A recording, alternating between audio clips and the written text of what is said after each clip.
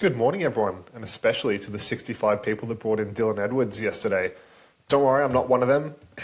He was in my plans, but it was going to be for next week, if anything, so I'm not too upset that he did it.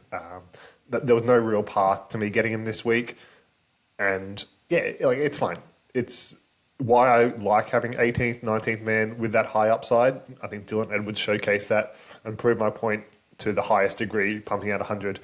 I did decide to take a risk, so Tallis Duncan was in the centres, and Wayne Bennett, what the hell are you doing putting Aitken and Tallis Duncan in the centres? He just really hates Dodd. Like it's almost hilarious at this point. Like Dodd should just go back to the UK or transfer teams or whatever he wants to do because he's so far on the outlier. He's putting two second rowers in the centres and just to accommodate to not play Dodd when it's such an easy fix. But anyway, Tallis Duncan was in the centres, and I said I was trading him to Tino or Humphreys in that case, and I went Humphreys. I decided to take a risk. I've been fairly risk averse the last maybe 2 months, I'd say, like as I planning to get my final team, and I haven't really taken that many risks. I said my last big risk was Brayley, and then before that it was Tallis Duncan. Brayley, like we'll see how that pans out. 1 week of greatness, 1 week of on the bench, so we'll see moving forward, but he's probably out of my team next week anyway. Tallis Duncan worked phenomenally. But yeah, I think Humphreys had a lot of merit to being a calculated risk. Now, Kolo is injured, so if I knew that, I would have got Tino. But the reason I didn't want Tino, firstly, I really wanted him as a player, but I needed Rabbitohs and Brayley to make 30k this week. And yeah, that's likely, but if they didn't, it would have handicapped me, and this is before the Kolo injury. But either way, even if they did, I would have had $0 in the bank after going Latu and Brayley to Cleary and Yo. And that really restricts me if Dewey doesn't perform well in that new role or moves back to the centres in a week or two. So it puts a lot of pressure on Dewey performing well, and otherwise I'd have to go. I would have gone down to an Edwards or someone, which is fine. Like that's why he was in my plan as my 19th man. But yeah, Edwards did something like that, so I probably wouldn't even be able to afford that in a week or two anyway. So yeah, it did put a lot of pressure on Dewey, and I would have had to not be able to have the flexibility to choose who I wanted to trade him to. And there would have been options, absolutely, but yeah, I just would have been so handicapped. This way I've got 150k, probably a little bit more, assuming like it's 150k before Latu and Brayley make any money. So I'll have 150k to upgrade Dewey if I want to, if he doesn't perform well. If he performs well, that's fine. He's my 18th man. But if not, yeah, I can upgrade him to whoever I want essentially at 150k extra. Probably around 180, 190k. But now Kolo is injured, so he'll go down to someone, and I'll be able to bring in two premiums. So I'll essentially have every premium option now that I want to have anyway. So that's fine. So Kolo maybe turns into a Tino or a Preston, and then maybe Dewey to Isaiah Katoa the week after the bye. But we'll see what Dewey's like. I don't really want to trade Dewey. Like if he can stay as my 18th man the whole season, that would be awesome for me because I'll have 6 trades after these two, 5 after trading Kolo, assuming he's a syndesmosis, which is what it looks like. If it's a 1 to 2 week injury, he'll stay. That's fine. That's why I have an 18th, 19th man. But yeah, it looks worse than that. So I have 5 trades just for injury, which isn't great, and only 4 if I have to trade Dewey. So yeah, I probably wouldn't have bought Humphreys in that case, but I'm more than happy with him. Like a 53 is awesome last night. He did move to hooker, which he actually performed worse in. Earlier in the season, he had a game where he moved to lock or hooker.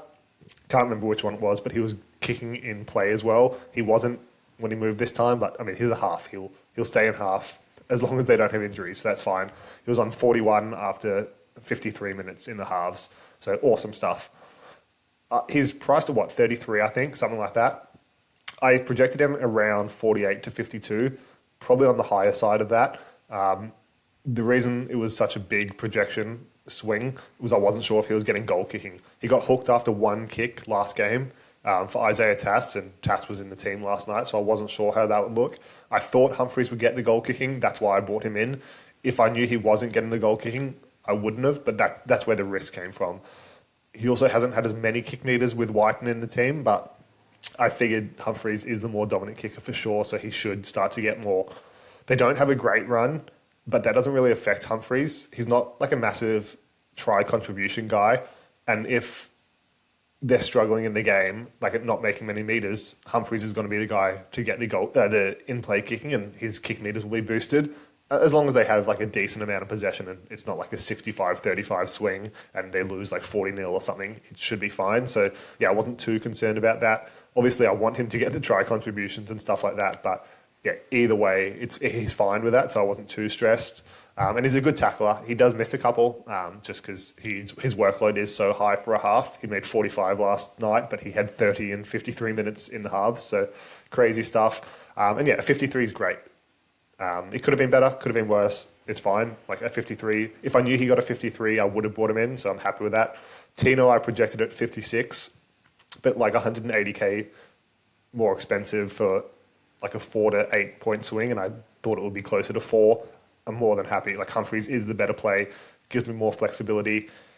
And yeah, the only thing that went wrong was Kolo getting injured, I guess. And obviously Dylan Edwards scoring 100 wasn't great, but I wasn't getting him this week anyway. And yeah, I could have got him instead of Humphries, but if I was getting, like Humphries was a better option than Edwards in my eyes, because I projected Humphries higher at a lower price, and I preferred Tino over Edwards as well. So Edwards was like my third choice. So when I knew Tallis Duncan was centre, it was about probably 60% Humphries, 35% Tino, and then yeah, like the rest was a swing at Edwards, but it wasn't like in my thought process. It was pretty much between Tino and Humphries in the end. And yeah, not mad about it. We'll see how he goes moving forward. I'm not in love with the fact he made 45 tackles last night because he's going to be tired, but we'll see. He should have a nice rest anyway. And yeah, we'll see how it goes. I'm very pleased that Whiten is in the halves with him because he was absolutely terrible. His first 3 kicks, one, he kicked it dead. He just like booted it from 30 metres out. It was like almost a grubber type thing. Went dead by about 20 metres, so I was like, sweet. His next kick, out on the full. I was like, sweet. And then the third one, just straight up the guts of Edwards when he had all the park in the world. Like the wingers weren't back and he just kicked it straight down Edwards' throat. So, yeah, I mean, Humphries only got 350 metres in the end because he moved to hooker, but he would have got 500, 600 plus easy. And I think moving forward, Humphries is going to be the more dominant kicker. So, yeah, delighted that Wyden was in the team with him because he was shocking. That's enough about Humphries and that decision. But, yeah, 327 from 7 players, I believe. 1, 2, 3, 4, 5, 6, 7. Yep. I think I'm literally right on par. 328 for 7 is par, and 327 for 7. And I'm 327 for 7. So pretty funny how that works out. But I'd say I'm slightly above par, if that makes sense, because I played someone like Humphries and Drinkwater, who are 2 of my worst keepers. Like the real swing guys will be Adam Dewey, and then this Latu Fainu Brayley loop. But given I can loop them, I'm not too concerned. Like I just need one of them to go 40 plus, essentially. So if Latu gets a 40, he'll stay in my team. And then if not, Brayley should hopefully score 40 plus anyway. So yeah, I'm fully expecting a 40 plus there. I do like Adam Dewey's role, so hopefully that goes well. Then the rest of my guys are pretty popular. Like May, Clark, Tarpanay. Hughes is like a 50% ownership, so he needs to do well, same as Eli Kartora, I guess. But yeah, everyone else, both Fermor's going to be heaps picked up. Kiraz is 95% owned. So yeah, there's not too many swing guys apart from these 2. So we'll see how it goes. I would expect to maybe hit par, if anything, and then hopefully next week's where I make some ground, but we'll see. I don't love my trade situation now, but we'll see what happens. Everyone has to trade Koloamatangi, so that's fine. And I have the flexibility to do whatever I want.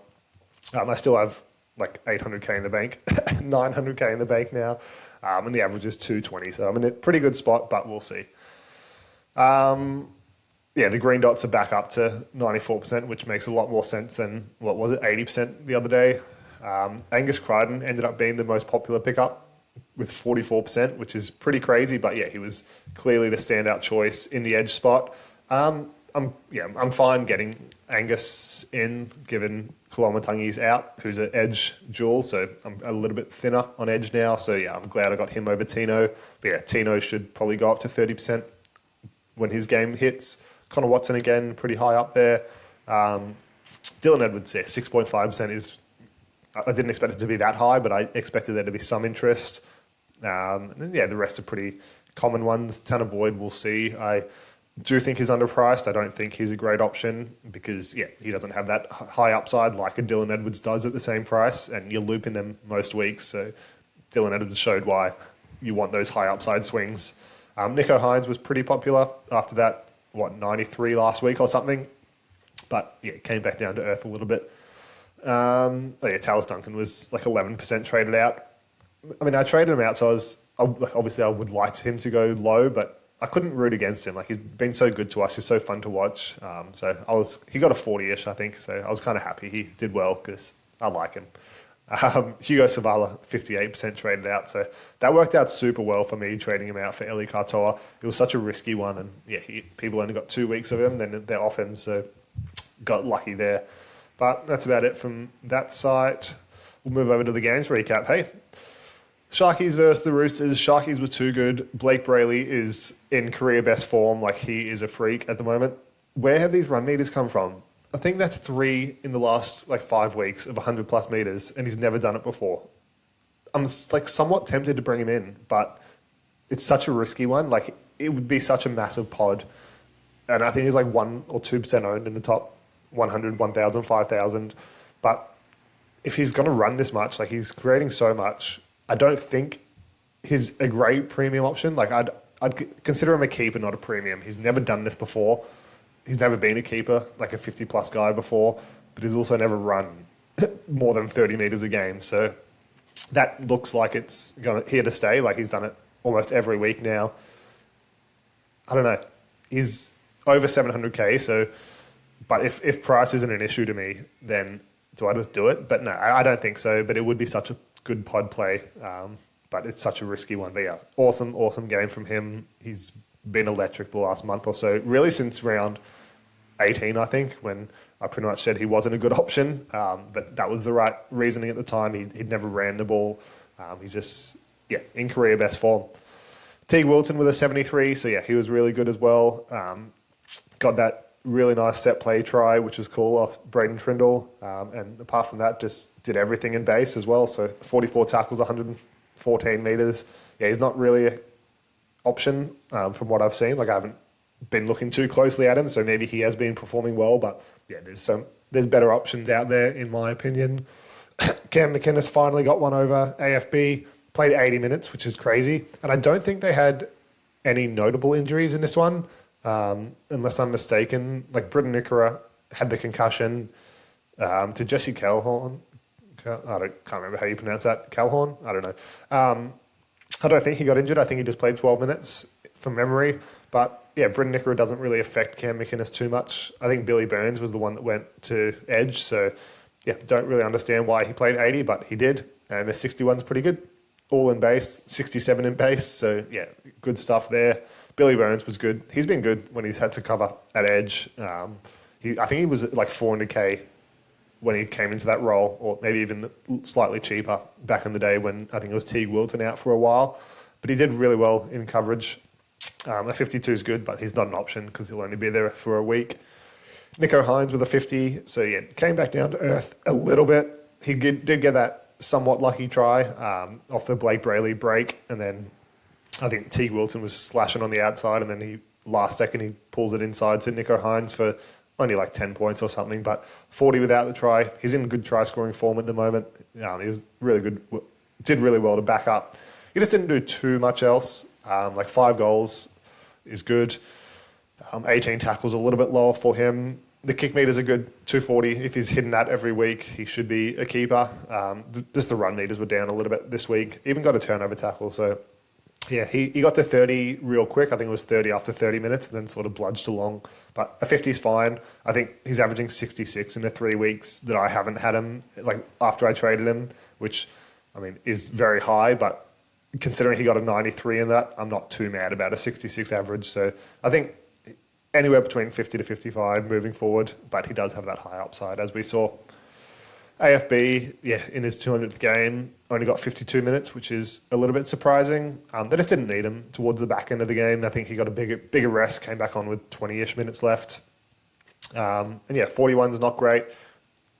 I don't know what you do with him. I projected him at 60, thinking his minutes would be higher, and I thought, like, before I did the projections, I didn't have him anywhere close to 60, but that shows they're not biased, and I guess when the minutes were high, he's had that average for the last 3 seasons, but if he's not getting those minutes, it might be time to reconsider whether you do keep him or not. He was never like a trade in, but if you had him through the bye period, then yeah, like you probably would have expected a bit better than this, but the last 2 weeks haven't been great. They do need to win all their games to like make the move in the finals, like whether that's top 8, top 4, whatever they're aiming for. Well, obviously they're aiming for the highest, but like they don't have the ability to rest guys. So I think this is like considered a mini rest for AFB, and then hopefully moving forward he'll get strong minutes. But I think they do have a fairly soft draw, so he might get these subpar minutes in a few of the games. I don't know if you move on from him. It's probably a luxury trade at this stage, especially with Kolo going down. But if you have 10 plus, then I think you can consider moving on from him. Sifa Talakai, another solid game, 35 in the centres is good. I think he was 290k when people bought him in, so performing above that. Someone needed like 4k from him, and can't remember who the other one was, but Garrick it was. So yeah, he's done that. He made about 22k after that game, so that's solid. 6 missed tackles. Wow, that's crazy. That's about all from that game. Yeah, Britton Nickera out for a week. I'd assume he has an 11-day stand down since he failed. So he'll be back after round 21. Fiketti with the 55, and yeah, just continues to be immense. I really got that one wrong, thinking Steep and Egan Butcher were the better options. I think Wong's back next week, is it? So yeah, he might lose that spot, but they might, given the way he's playing, they might just put Wong on the bench and give Fiketti another week or two. Yeah, he make another 50k, just the crazy stuff. Well done if you did bring him in. Apologies that I got that one wrong, but yeah, I just did not see him getting that edge spot over Egan Butcher. And yeah, he's just been awesome. A 55 is great. Another 50k. You can probably start to think about moving on from him in the next couple of weeks when Wong's back, but just ride the wave, I think, as an 18th, 19th man for now.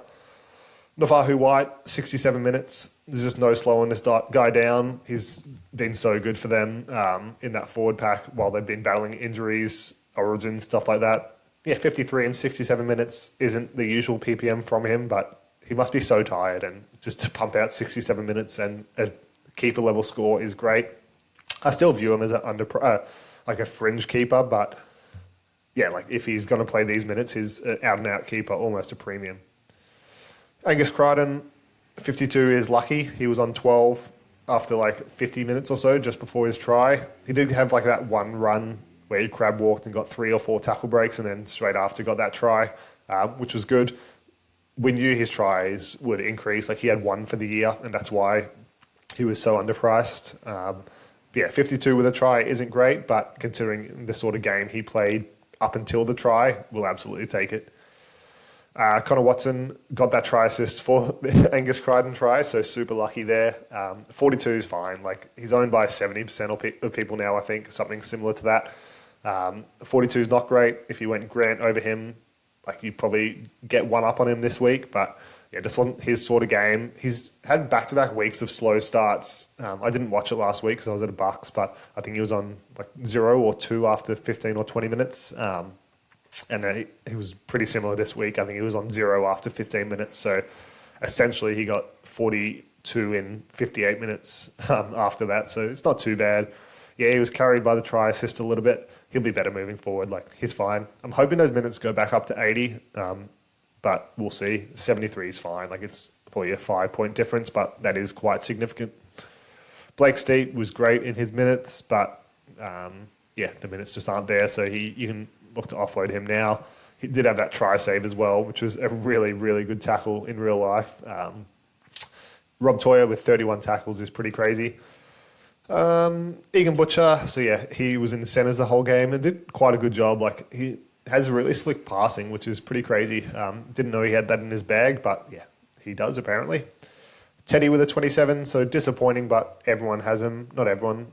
I think it's like 95% owned, so yeah, like that's the one guy I didn't really care about in this game. If you looped him, well done, but yeah, like the 27's fine. He's been so good lately. Not concerned by that at all. Nwanga Nitawase, bad game. Very, very lucky last play. If Nico Hines grubbered it, well, he did grubber it. If it went out instead of getting picked up by Dan Tupou, then Nwanga Nitawase gets 10 points less because they like shifted it. Sorry, there was a car. They like shifted it to the right.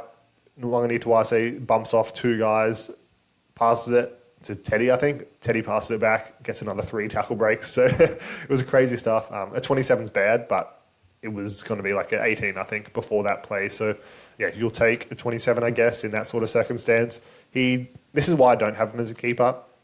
Obviously, it's easy to say that after his first bad game in like 2 months, but yeah, I just don't think on the wing, he's going to have games like this. I think as an 18th, 19th man, he's perfect because he has carried them in a few games where he's got 70s, 80s, and he does have that in his locker any given week, but he's going to have these games as well, so I wouldn't be comfortable playing him every week. But as an 18th, 19th man, absolutely, because he is one of those high upside guys. That's about it from that game. I did have a dream that Ethan King came on and scored 2 tries in like 5 minutes and got a 24, but I guess that was just a dream. Panthers versus Rabbitohs. Panthers way too good here. Rabbitohs were never really in this game. Dylan Edwards, just crazy stuff. 101. I thought it was 100 on the dot. I know they're always different. He must have got up to 101 in the end. 101, just crazy. He got the goal kicking over Alamotti, which I don't know if that was expected. I think Alamotti's been their go-to kicker lately. Maybe I've missed something there, but just everything else, every time he touched the ball, he was breaking a tackle, which was crazy. 300 metres, I think that's 1 metre gained shy of his record. I think his was 306th, his best. So hopefully he gets like an update or something tomorrow or the next day to go up to 307, but unlikely. But yeah, 11 tackle breaks, 2 tries, 2 line breaks, try assist, 5 goals, you name it, he did it. Just crazy stuff. I didn't know if he had 100 upside in his game, but clearly he does. I do expect him to come back down to earth when you have guys like Cleary and Yo back in the team, like he was carrying the boats in this one, and maybe he gets a rest in the next couple of weeks because of it. But yeah, if he's just got that upside, and that was a crazy game. Probably his best ever, or at least for this season. I think he only had 2 tries before last night. Crazy stuff. I'm jealous, but not mad because he was never coming into my team this week. But yeah, he's definitely not coming into my team now. I'm not paying 600k for him, or 620k for him even. He was worth it at 540, absolutely. He's probably still worth it at 620. He's still underpriced, but I think there's better options out there. If you can get a Preston for 60k more expensive, Tino for the same price, irrespective of position, I think they're better options. Luke Garner, awesome stuff. 70 without a try is crazy. The base was strong, just did a bit of everything. How is that 70? That doesn't look like a 70 on paper to me without a turnover or try save, but I mean, yeah, I'm not going to do the maths here, but 70 is great. Sorensen as well, so the back rows are really good. They're playing 80 in the edge. They're decent upside options, but I think there's better out there for sure. I don't know where they're priced at. I think I had a look at Sorensen and it's like 480k or something, but yeah, there's better options for sure. Tommy Jenkins just continues to be really good since everyone traded him out. Liam Henry, I just hope this guy gets a big minute role at some stage because he's going to be such a good fantasy option. I don't know how old he is. I'm assuming on the older side. He looks pretty old. No disrespect, but yeah, he's always good with these minutes. I was going to get him in round 12, which couldn't have worked out worse because he got sin binned and then a 4-week suspension. But every time he gets minutes, he's great. Isaiah Papali'i played lock as well, but that's with Isaiah Yo out. That's about it from that game, from that side, the Panthers side, I think. Ewan Aitken with a 56 at centre. So, yeah, where was this when we all had him? But 56 is fine. Everyone's trading him out. I think I traded him out like 3 weeks ago or something, so I didn't even care what he did, obviously. But 56 is really good from him. Just Wayne Bennett needs to sort of shit out and not play his 2 best second rowers at centre. Just play your 600k half at halves maybe, like just an idea. Jackie Wyden, 53 is good for fantasy. He was absolutely shocking. Don't let that fool you. I'm assuming he will be the 5/8 moving forward. And as a Humphreys owner, I hope it is the case because, he was shocking. Enough said. Jamie Humphries, decent. 45 tackles, awesome. Yeah, 15 of those were in 26 minutes at hooker, sorry. I always get those two mixed up. I don't know why. He had 30 tackles for one miss after like 53 minutes in the halves, and then just kept racking them up because he was in the middle of the park where he's not used to. He had to tackle Dylan Edwards, which is a mandatory missed tackle, I think. But yeah, still decent. He got, 12 in 27 minutes at hooker. But before that, he was fine. He did have a dart from hooker with like a minute to go and just didn't quite get over. But that would have been like a 70-point score. So would have been nice, but not to be. Kick meters, 365. Don't let that mislead you. It would have been 600 because Whiten was on about 120 when he moved to hooker. So if he got 200 of those, he would have had close to 600. So yeah, really happy with that. Hopefully he's a half moving forward. But I mean, even at hooker, like he's going to get the tackles and stuff. He will take a couple of kicks. But yeah, he'll be a half, like barring any injuries. And also, why are you moving Humphries to hooker when you've got Havili on the bench? And he came back on, and I guess he was sort of covering Kolo, who also got injured at the same time. But, like, what are you doing? Like, even in attack, you can put Havili at hooker and have Humphries as, like, a roaming lock or something. Like, what are you doing? Wayne has lost the plot. And, yeah, I know he's, like, one of the greatest coaches of all time, but this is not a good season for him. And I know he's battling, like, 1,000 injuries, but this Lewis Dodd thing is, like, out of control. Just play him. Like, I don't know what he's doing in training. Like, maybe he's like pissed off someone, but just play your half at half and then don't shuffle 5 things around. Like, not even talking about fantasy because it didn't actually affect fantasy last night. But he changed like 5 positions just to not play Dodd in the starting team. And what are you doing? Anyway, I think I talk about that every week. It frustrates me. I'd be frustrated if I was a Rabbitohs fan as well. No one else. Sean Kepi, good bounce back game from him. I think he got dropped to New South Wales Cup after his last game, so that was good. Kolo, we'll see what the injury news is. NRL physio and live on the broadcast, they were alluding to a syndesmosis, but we'll see. If it's 1 to 2 weeks, hold him. Anything more, you can probably get rid of him. Tallis Duncan with the 39, so yeah, good to see him do well out there still, even though the right players to root for him to do badly. I just couldn't because he's my boy. 6 tackle breaks, really good. 137 metres is great for a centre because all he's doing is taking those hard hit-ups from his own line. 14 tackles is fine. It's time to move on, I'll say that, if he's playing any more centre. But, well done if you did keep him because 39 is not too bad. That's about it from that game. Numbers Ellis was back and looked really good, but picked up that HIA, unfortunately. And I don't know if he passed or failed it, but he'll be back in 2 weeks or so anyway. But he might get down to a little bit of a cheaper price point for next year anyway. But that's about it from that game. We've got 3 games today. Don't know who's playing again. I'm terrible at this. Raiders, Eels, Bulldogs, Dragons, Storm, Manly. So a little bit of fantasy interest. I don't really have anyone that's not too highly owned until that 7:30 game. But tomorrow is where it's a bit more exciting with Adam Dewey and Campbell, Fermor, stuff like that. But we'll get the recap out tomorrow morning, and hopefully you guys are doing well. Let us know how you're doing, and we'll see you next time.